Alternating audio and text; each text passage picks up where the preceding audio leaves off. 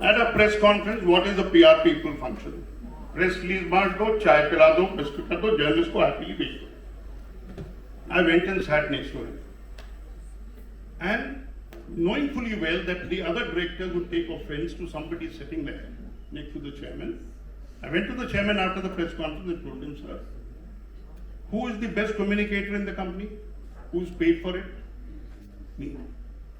So who should be beside you? Me. So if anybody complains, please do not pay heed to tell them. Because I know when a journalist put a question, because you can basically call a press conference for a particular objective, and it happens very often that they get a chairman to speak or comment on a point, and that becomes the headline, and what you call for a press conference doesn't happen. First part. And I continued, so therefore, holding of press conferences by the company, chief PR manager, I did any number of them. Some bureaucrat chairman took offense to it, that why is he hogging the limelight? But then came the basic issues when the television came. That how do you go on television and speak? Because everybody cannot really speak before a camera. So I got on to it at an early stage, and this was also an involvement kind of a thing.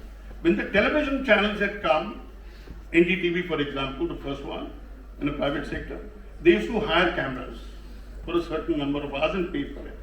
So when the cameraman would come to the office with journalists, they would have a certain time कि 1 घंटे के बाद में हमको यहाँ मंत्रालय जाना है, दूसरी जगह में जाने का है. And if the chairman is busy, so one NDTV guy said, "Sir, आप ही बता दो ना." So I answered the television question. It was on television, and there was no looking back after that. Till the chairman would tell me, "कि भार्गव तुम TV क्यों कम इतने आते हो?" So I have written in my book, The Descent of Air India. Shah Nawaz Hussain was a minister of civil aviation. He kept telling our managing director कि ये बार-बार TV पे आ जाता है, क्योंकि when I used to come and represent Air India's point of view, present it, they were not going to Shah Nawaz Hussain to get his comments. Till the time in 2003 when a pilot strike took place, he had guests at home.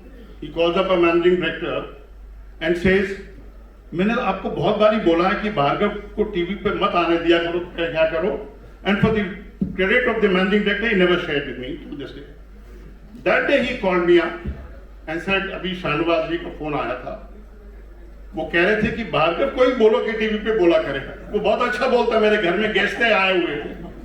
So you know, if you create a space for this thing, and the CMD can have the requisite confidence in a government sector, he will be loyal to the organization, he will not misuse, etc. So post my retirement, 13 years, what is the advantage that I've got when I look back? Kabhi you're on the wrong side of the chairman, no harm in it. But the advantage has been that you are recognized as an aviation expert.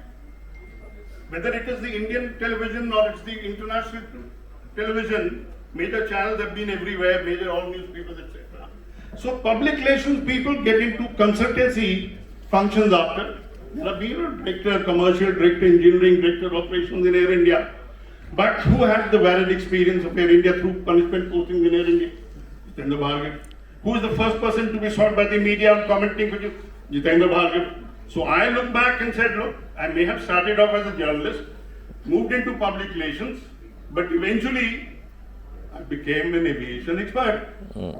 And that's what I said. So when I wrote the book, The Descent of Air India, it's still recognized. And some of you who have read the newspaper today, Paranjay Guha Thakurta, one of the journalists, has just put a story out today, giving very major part of it, not all factually correct, because political angle of a journalist, against Praful Patel, a story. So book is again something that will hold me on. 10 years into the book, reprint, and now possibly a company is in touch, and if they make a Netflix serial on the book, so much the better on Air India, and tribute to J.R.D. Thakur. Netflix वाले बैठे हैं hall में से. बहुत बढ़िया है. हमको We're पता just है. about to pick you up after this session. No, it's the production house. Okay, thank you. The production house. Sudeep, taking on from what Mr. Bhargav said, so how delicate is the balance in your realm at the moment? Is the CEO as demanding? Does he want to be on the forefront? How do you maintain that subtle balance? Have you gone into all the details of the company as Mr. Bhargav did over the years? Is it similar or how different is it? So, one of the things that I learned very early on is that when you are going to talk to the media, gone are the days when you would go out and hand out a press release, and you are just being a post office. If you want to engage with any journalist of any standing, you must know your subject very well. You must be able to hold an intelligent conversation, and for that, if you are not on top of the subject, you will never be able to do that. So, very basic information would be what kind of plants you have, what kind of capacities you run, who is your peer, what is the kind of financial numbers they have, what are your Q1, Q2, Q4 numbers. This is something very basic which I find lacking, I'm sorry to say, in a lot of younger generation, and some of them are absolutely brilliant, but some of them do have the habit of getting into this, armchair professionalism, which I don't think works. You need to do your homework very well. That is one. Second is that your CEO or your promoter expects you to know everything about the organization. Even though, as you rightly pointed out, that your promoter or your CEO would not give you much time. Whenever you go, I don't have much time, be quick. That's a standard that you expect. But when you do engage in a conversation, and that conversation can happen at 11 in the night or 6 in the morning, he expects you to be on top of the ball. He expects you to be proactive, and he is wanting to understand all the time, are you part of the problem or are you part of the solution? Because he's looking at solutions.